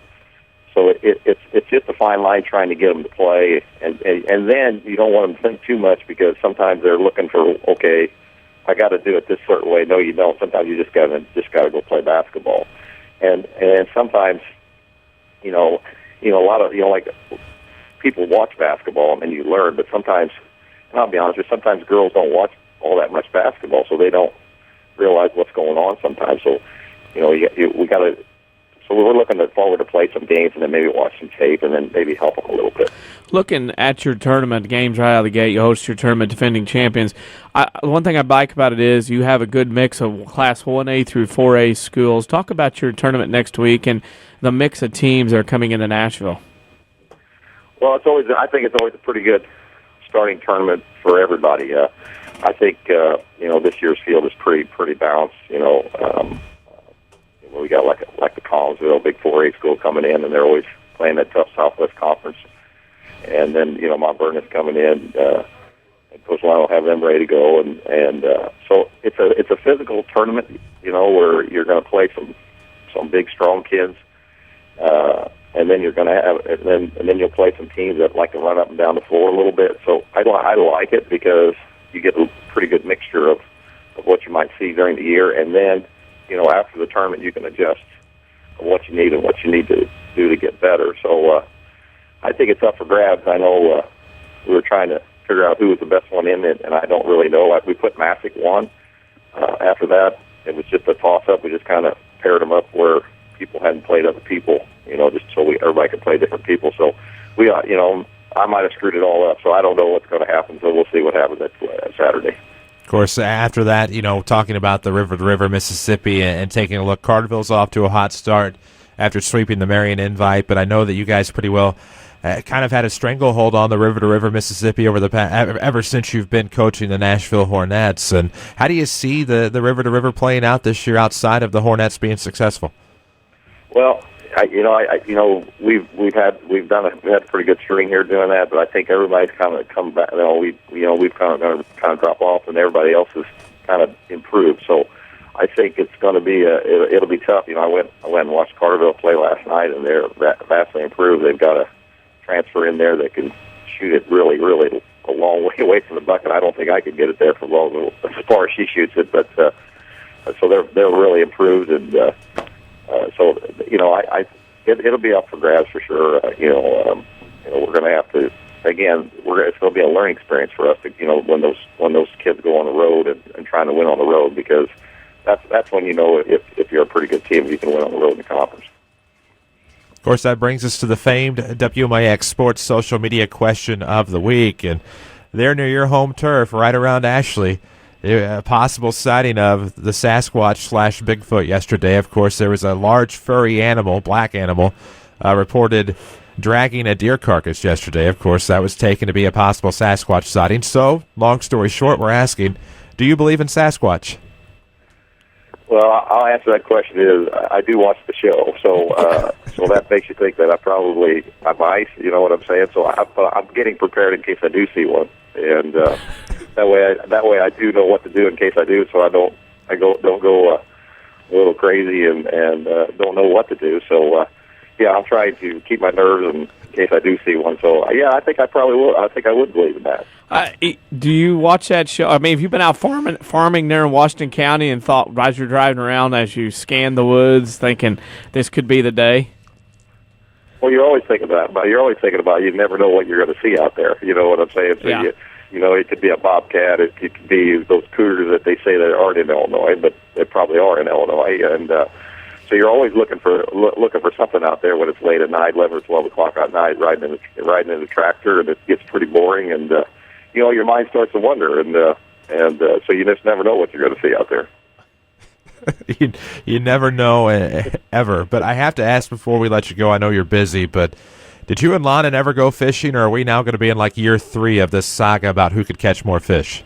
Well, it's really his fault because I am like ready to go, and you know, he said he's going to ask me, but for some reason I always ask, because when I do ask him, you know, I said, "You're going to go fishing?" Well, I thought he would just keep the conversation going. Said, "Yeah, you know, you need to go. We're going to go this day," but he just says, "Yeah, I'm going to go fishing, and I'm going this place where no cell phones work or anything like that." But you know, the conversation doesn't come up. Well, hey, Wayne, you want to just go with us, and then we'll have a good time. But it hasn't quite gone there yet, so I'm going to throw the ball in his court. How's that? You need to make that happen this week. And in fact, if we need to help and step in and do what we can to finally make this matchup happen, you let us know.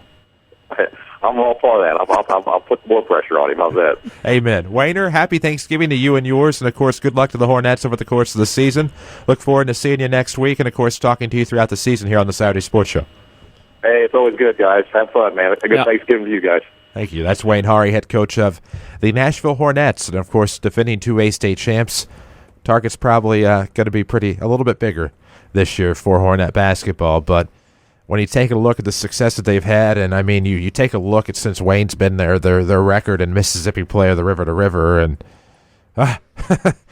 wow. That's pretty well you can say the reaction to that. I believe one more break to take here on the Saturday Sports Show. We'll do that. We'll come back.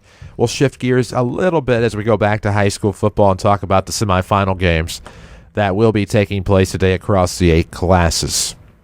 Closest team to us involved, of course, the Greenville Comets. We'll talk about last week's game as well here on the Saturday Sports Show. It's powered by Crossroads Community Hospital. It's more than a hospital. It's what healthcare should be. Back after these. Hi, this is Joe David Cummins, President of Community First Bank. Now is a great time to move your account to Community First Bank. With our new One account offering the highest interest rate in the market, free checking, and CD specials delivered by people you know and trust, why would you not bank with the market leader in Jefferson County? We offer 5 locations with 7 ATMs and have been serving the Jefferson County market since 1906. Stop in and see why our bank is the fastest growing bank in Jefferson County. Community First Bank. Welcome back to Personal Banking. Member FDIC. Here's Jeff Schmidt for Schmidt Chevrolet of Mount Vernon. The Sonic is a car that has done well for us, and we're moving out the remaining 2013 Sonic. I know people that have come in looking for pre-owned cars and have driven off with a new Chevy Sonic because they're so affordable that they can get into a brand new car with a brand new warranty for basically the same payment. So the Sonic is really a good deal for people. Schmidt Chevrolet of Mount Vernon, 3423 Broadway in Mount Vernon. This is Chase Landers with Landers Collision Centers. Harvest time is approaching and hunters are in their stands. What does this mean for you? Deer are running more frequently now. I hope we don't have to meet in the near future because of these creatures, but in the unfortunate chance you do find Mother Nature dancing onto your hood, you can be confident that Landers will be here to tend to you and your ride. And, as our specialty and main focus is collision repair alone, no one is more qualified to restore your vehicle back to its previous condition or better, and in the process, helping to retain its resale value. Every day we continue to set the standards for quality collision repair. Give us a chance to show you what we can do for you. Collision repair is what we know. We should be good at it. Again, this is Chase with Landers Collision Centers, where we offer only the best in collision repair. Come meet the staff, take a tour of our facilities, and get to know the crew at Landers Collision Centers. Big or small, Landers fixes them all. Just give us a call, 1-888-LANDERS. That's 1-888-LANDERS. A digestive problem can affect every area of your life. But now there's a specialist right here in town who focuses on digestive health. Mayo Clinic trained Dr. Tegpal Atwal has opened the only gastroenterology clinic in Mount Vernon. Dr. Atwal treats acid reflux, gallbladder problems, inflammatory bowel disease, ulcers, and more. For your appointment with Dr. Atwal at Crossroads Specialty Clinic, call 618-241-9071.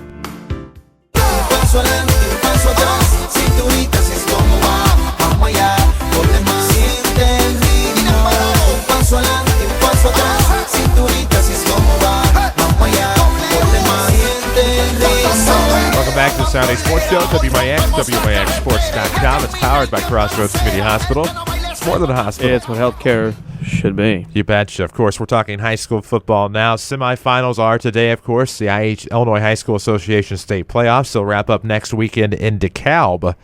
Of course, due to the change in the Big Ten Conference, Illinois can now only host, I believe, in even-numbered years. We'll see if that changes, of course, over the next decade or so. But odd-numbered years for the time being will be played up at DeKalb, up there in northern Illinois. So we take a look at what's going on with the IHSA today, and there's some pretty good semifinal matchups today. Closest, of course, probably Edwardsville against Chicago Mount Carmel in 7A in terms of hosting. But all in all, it should be a good Saturday of football. Well, it's perfect weather for us. It's nice and chilly for the semifinal weekend in football. And last year being at home didn't help much, as only 48% of the teams at home won last year. So if you're at home, it's not a guarantee. Of course, the big pub is Washington, has traveled to SHG in 5A in the semifinal. Rams fans obviously familiar with Washington. You know, Greenville's going to be home against Ogden. That's going to be an interesting matchup. Of course, Edwardsville hosts Chicago Mount Carmel, one of the dominant football teams in the state of Illinois in high school football history, comes to Edwardsville. So it's a very interesting setup. There's a lot of good games this afternoon, and I mean, it is, like we said, you look at 1A, and there's, we got some teams kind of sort of close to us, not really, I guess, but Moreau Forsyth is the powerhouse in 1A. They got to go to Downs Tri-Valley, Battle of Unbeaten. Chicago Leo goes to Lena Winslow, more known for volleyball and basketball, but Leo's been making a mark in 1A last couple of years. In 2A, Mercer County's at Sterling Newman Central Catholic. That's the northern one. Aledo is always very good in football. The one of interest around here, Auburn is at Staunton. So you've got a game at Staunton, a game at Greenville, and a game at Edwardsville in that neck of the woods. Very interesting matchup of Auburn and Staunton. I think Staunton's been kind of on a run ever since they shut Fairfield out in the first round. They make it to the semifinals this year. Very interesting game. And, 3A's 3A. Stillman Valley, always very good. Aurora Christian, been very good under Don Beebe the last few years. And then, of course, Ogden at Greenville at 2 o'clock. Boy, that Ogden at Greenville game's got a lot on the line as far as, what's going on. Greenville's been there 3 times, hosted 3 out of 5 times, been to semis. So, you hope the Comets, after getting done with that crazy 71-70 comeback win last week, can pull that momentum in the game today. Sure. Go back to 1A for just a second. Of course, you think of Moreau Forsyth probably has to be the favorite. Not only in the semi, but if they in DeKalb as well. And you mentioned Leo making a mark, a 10-2 record, of course, in 1A, and definitely trying to leave a standard there after being associated with basketball for so long. And I think if that happens to be the state championship game, which I think it will, I think you have to look at Moreau Forsyth as the favorite, because Leo, love it or not, has a great record, but not always tested in the regular season. 2A, you mentioned that Staunton, of course, on a roll. They came in as a 5-4 team, snuck into the postseason. Had that shutout against Fairfield, but then beat cross-conference foe, of course, Gillespie last week, beat the Miners. And so, Gillespie probably not a favorite by any means, but, Staunton probably not a favorite by any means, but, you'd like to see their magical season continue. 3A, Stillman Valley, of course, a long-time power. You mentioned Don Beebe, of course, a former Buffalo Bill. Of course, it's a head coach, Aurora Christian, and their record at 9-3 is probably going to be a little... Basically, they're my favorite. Right. They have to be. And I'm trying not to go the whole non-boundaried argument, private versus public, but, they've got to be the favorite for the state championship game even, assuming they win. But St. Joe Ogden Greenville's intriguing to me. Greenville wins a 71-70 battle last week in a defense optional matchup with the Golden Aces, who, if could just recover an onside kick. 4. Yeah, they 4 in a struggled row that and mightily. 2 at Carterville. So that's 6 in a row. that they And couldn't almost, get done. they had a 70-49 score. When you look at that last week, there's been a lot of complaints about different stuff, different places. The bottom line is this. You gave up 71 points at home. You couldn't get 6 straight onside kicks for them in that game last Saturday. Mount Carmel has no one but to blame but themselves. When you score 70, that should be plenty. You gave up 600-some-odd passing yards and 71 points at home. You don't deserve to be in the semifinals. No, you really don't. We'll see how Greenville fares today against St. Joe Ogden. That's my intriguing matchup because Carterville was a team that we all thought would probably have a chance to get out. Depending, of course, we knew that postseason pairings could change that plan. But Carterville was probably most of our favorite. The most favored down here. There we go. Spit it out, Hugo. Problem is the River to River can't beat Mount Carmel. No. Since 96, Mount Carmel's beat the River to River 86% of the time. Go figure. Exactly. And then you take into consideration the fact that St. Joe Ogden and Greenville playing today, and Carterville beating St. Joe Ogden week 2, and a lot of things can happen. Yep. In, what are we, week 13 and 11 weeks of high school football. Don't get me wrong, but if St. Joe Ogden were to go to the carpet, DeKalb's carpet. You have to wonder what may have been if you're the Carterville Lions. But that's a quick look at 1A through 3. I guess plenty more classes we need to talk 4A. about here. Sorry, I got you a little distracted. But Rockford Lutheran and Geneseo. Of course, Geneseo familiar with some people down here, Carbondale and Mount Vernon both. Rock Island Alamo, another private school at Rochester. Rochester looking to go to 4 straight championship games, in a row, winning it 4 in a row. That would be amazing. Of course, you get the 5A. The one that we at Mount Vernon are familiar with, of course, 5A Semi Sycamore, who have always been good, but they always figure out ways to get beat before now. Undefeated against Good Luck Lombard Montini. Great, good luck there. Washington, of course, much the stories this week about the tornado damage just got on the bus and headed south to Springfield. They will take on SHG, another non-boundary institution. Speaking of non-boundary institutions, I thought that 4 classes would stop that. That's what I was told, even though I disagreed in volleyball, but. That was all last weekend, and so interesting 5A matchups across the board as well. Well, there are any 4A Rochester until somebody knocks them off. It's Derek Leonard and the Rochester Rockets. Right. So, and if they win the state championship, I don't care what anybody says, 14-0, not 13-1. Yep. You put an asterisk by that one. That's the most ridiculous. I have to be careful with my words, but I disagree heartily with that. You take a look at Washington. I think the rooting interest was already with Washington prior to what happened last Sunday just because of the whole public school. And, we got to interact with multiple fans, not only on social media but in person before the Mount Vernon Washington game. So that sort of hit home whenever seeing that had happened. But I think your rooting interest was already with Washington before, and I think it's with most of the state probably with them now. That 12-0 Washington Panther team against SHG and Coach Ken Leonard, but that's going to be a tough one for them, especially with all that's happened. You have to wonder where the emotions are, and obviously over the past 6 days, that's not the most important thing to them, nor should it be, but hopefully the community will be able to rally behind the Washington Panthers. Right, and that's the main part about it is. And then, of course, you get to 6A. Of course, Batavia's at Boylan Catholic and Rockford today, a battle of 2 teams and 1 loss between them. Chicago Oaklawn Richards, familiar with them from basketball, heads down to East St. Louis. Of course, East St. Louis started 0-2. Yes, they They're did. 9-1 since then. They will host today at 3 o'clock. You get to 7A. We've already mentioned that Chicago Mount Carmel will come to Edwardsville this afternoon at 3 o'clock. That's an interesting matchup. Lake Zurich against Glen Ellen Glenbard West. That's up in the northern part of the world. And in 8A, of course, there's not anybody left down here once O'Fallon got knocked out. Wilmette Loyola Academy, also known for their volleyball, plays Lincolnshire Stevenson on the road. And then Chicago Marist, Chris Hugo's another adopted high school, You betcha. is at Naperville Central as Chicago Marist tries to do something in football. Of course, that game's at 7 o'clock tonight in Chicago land area. I'm sure that'll be nice. I'll tell you what, Marist is probably one of the few non-boundaries that I get behind.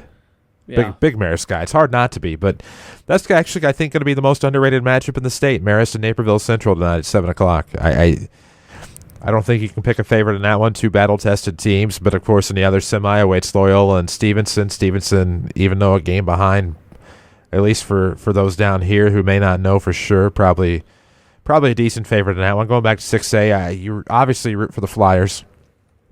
Oaklawn Richards, of course, has come on strong in recent years in high school football. Batavia, always a power in 6A football, so we'll see how that continues for them. But 7A, I think, it would be nice to see Edwardsville make a run, but Chicago Mount Carmel obviously have football power of many, many, many, many, 12. many years. So 12 titles.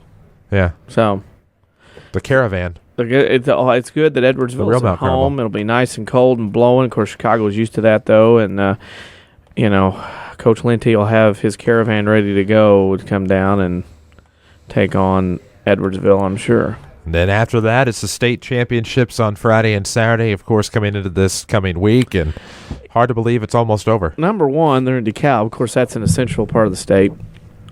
Number two, I believe that they're not going to be on live next week, that you have to do pay-per-view. You have to pay for these things now.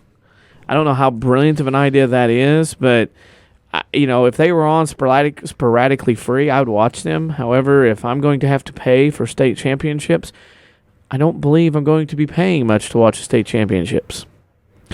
Why is it that I can go into a satellite dish and I can watch football, basketball from almost lots of states, multiple states, double-digit states in the union, yet I cannot watch IHSA? I have never understood that since the switchover. I don't get it.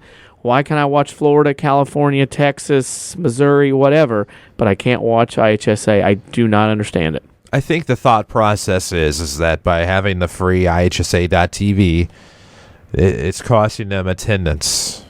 And I can understand that philosophy. There's a lot of folks who feel that way when it comes to terms with video streaming and television, that costs attendance, that costs revenue. What a lot of people don't understand, when it comes with video streaming, if you're an entity providing video streaming or television, whether it be cable, whether it be tape delayed, whether it be live over the air, you have to pay rights fees as soon as you hit the postseason to make up for any potential lost revenue. Okay. When we stream video for Mount Vernon Rams athletics in the postseason, regardless of what sport it is, we have to pay to do that. Radio broadcasting, you don't pay until you get to a super sectional, but video streaming, over-the-air television, and cable, live or tape delayed, they all have to pay as soon as the first regional game. So, they make up revenue that way, but now kind of putting that cost back on the consumer, most of the people looking to watch, well, let's face it, most of the people looking to watch, in my humble opinion, weren't going to go in the first place.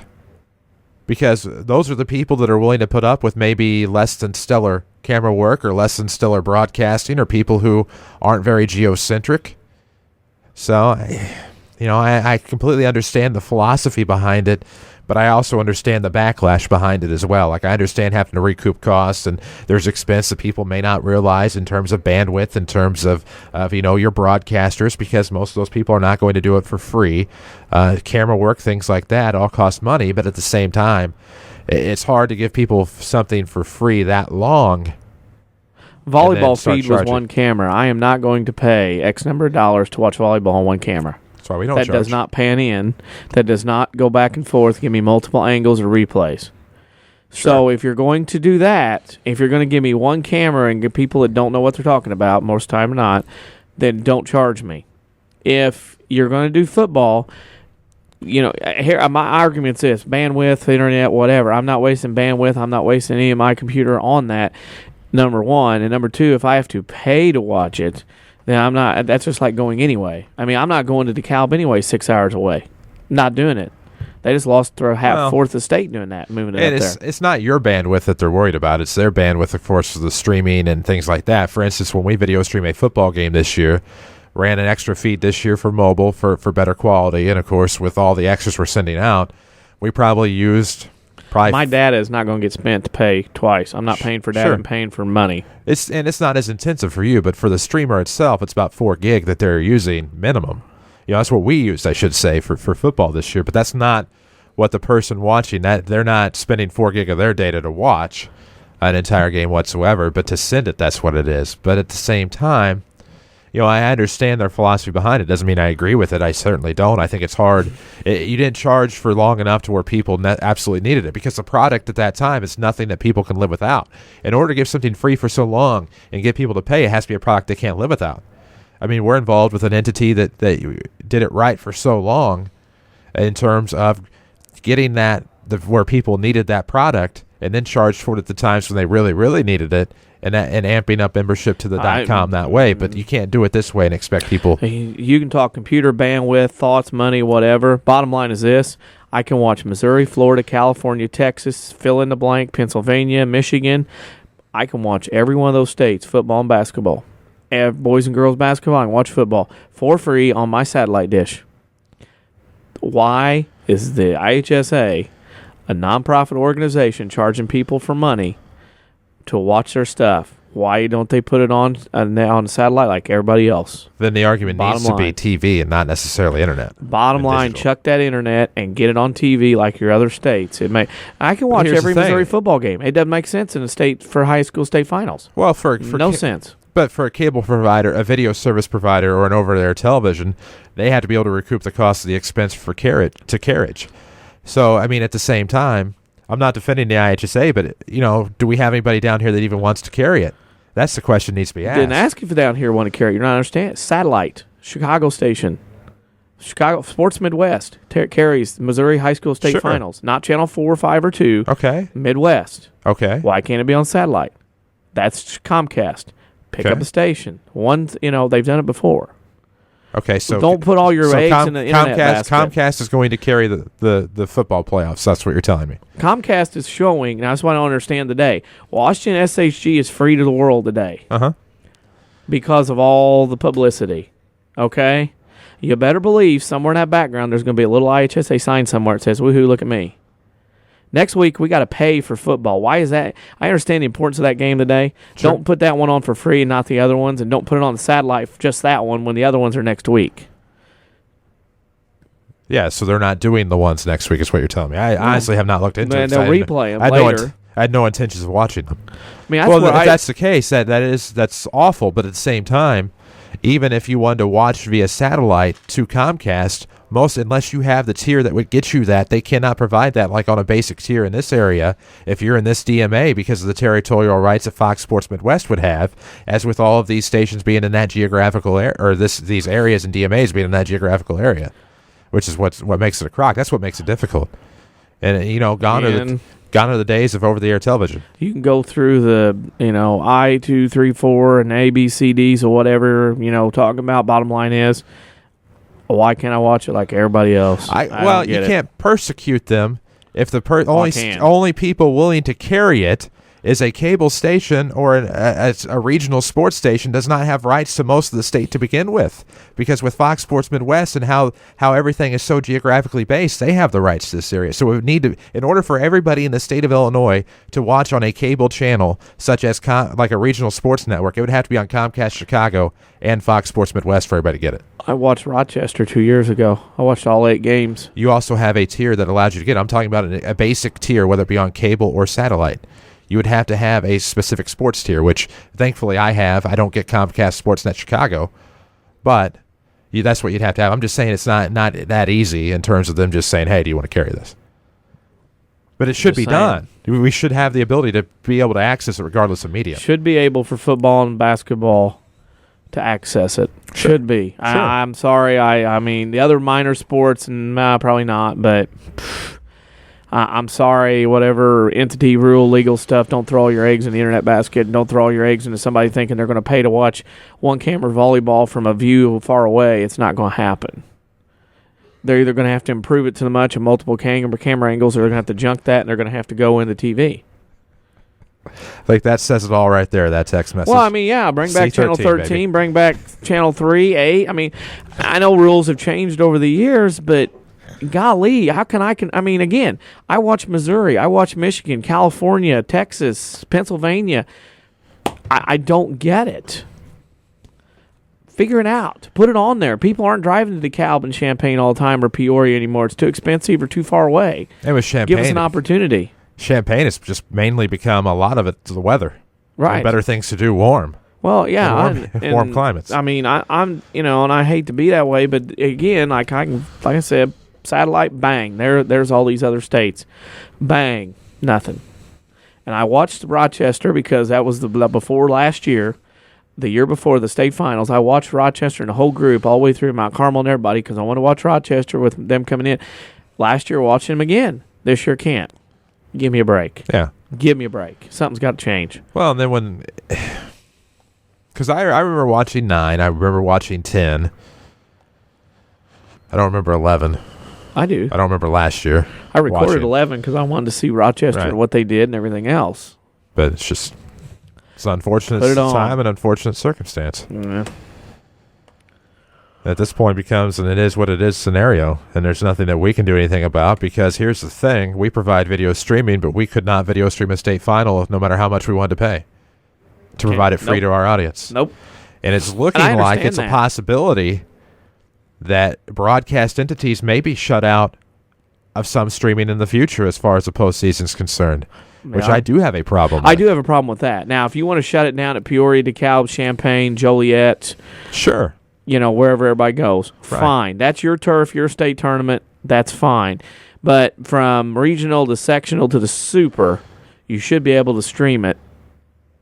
But after that, I understand if they shut it down. I would understand a super being shut down because that's an entity tied into that It's as well. and a super is technically a state finals game. Exactly. So I get that completely. I have no Actually, issues with section that final whatsoever. was a state final game back in the day, but My issues are you're charging, like for us, for example, you're charging me to video stream starting the first game of the regional, and then would not allow me to possibly do that for a football semifinal. That would annoy me greatly because I've already paid for that right to and I'm already paying to provide it for free to our audience, which is the whole point.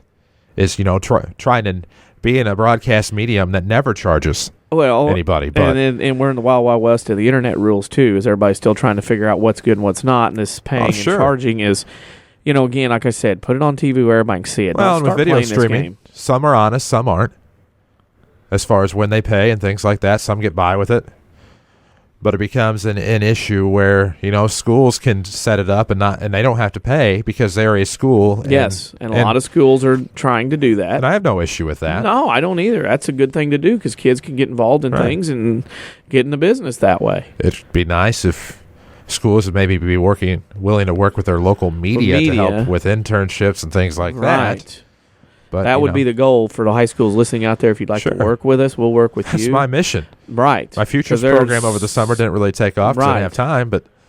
But again, the argument is if the IHSA is going to mess around and screw with things and put it on TV like these other states, everybody can see it, and you won't have to. People out where I live, where I don't have access to Wi-Fi, aren't going to sit there and waste my bandwidth or my stuff on that. But anyway, there you go. That's been a discussion. That's been somewhat of a rant, point, counterpoint, whatever you want to call it. There you go. That's going to do it for us today. We remind you, tune in on Monday night as we start with our Rams and Lady Rams coverage. The Rams travel to Heron to play Marion in the Pyramid. 6:45 will be your pregame. 7 o'clock your tip on WMIX FM, WMIXsports.com with video. Lady Rams will be on the AM Monday night versus Oakville. 7:45 your pregame. This is WMIX Mount Vernon. Happy Thanksgiving.